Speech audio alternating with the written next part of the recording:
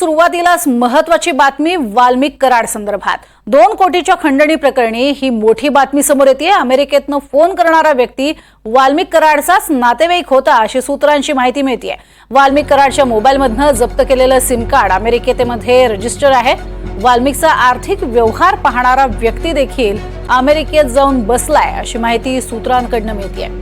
वाल्मिकच्या जवळच्या नातेवाईकांच्या नावे अमेरिकेमध्ये गुंतवणूक सुद्धा असल्याची माहिती समोर येते।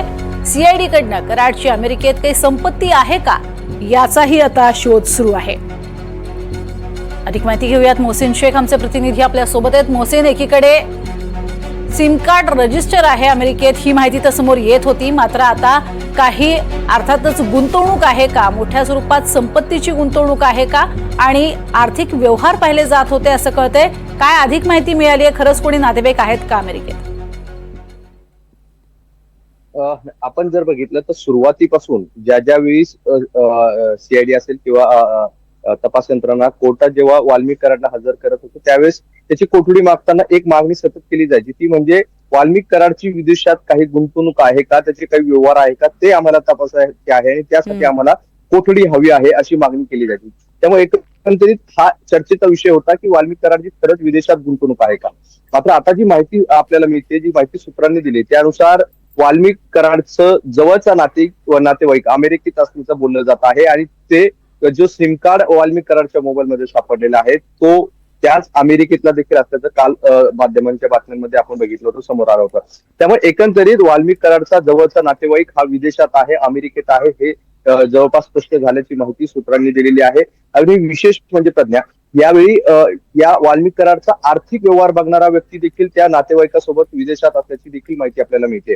त्यामुळे एकंदरीत वाल्मिक कराडचा ही विदेशात देखील गुंतवणूक आहे का याचा तपास आता जे आहे तर तपास यंत्रणा करतायत आणि त्याचा जवळचा एक अत्यंत जवळचा नातेवाईक हा विदेशात आहे आणि तो तिथून सगळी वाल्मिक कराडची गुंतवणूक त्या जी विदेशात आहे त्याचे व्यवहार बघत असल्याची देखील माहिती मिळते आणि त्यामुळे या सगळ्या प्रकरणाचं जे लिंकिंग आहे ते अमेरिकेपर्यंत पोहोचल्याचं आपल्याला पाहायला मिळते आणि त्या दृष्टीने आता तपास यंत्रणा जे आहे तर तपास करताना पाहायला मिळते। आपण जर बघितलं तर सुरुवातीलाच वाल्मिक कराडचे सगळे आर्थिक खाते जे आहे ते गोठवण्यात आले होते, त्याची आर्थिक कोंडी करण्यात आली होती आणि तेव्हापासूनच त्याची सगळ्या आर्थिक गुंतवणुकीचा जो तपास आहे तो तपास यंत्रणेकडून सुरू होता आणि त्यात अनेक बाबी ज्या आहेत तर समोर येताना आपल्याला पाहायला मिळत आहे।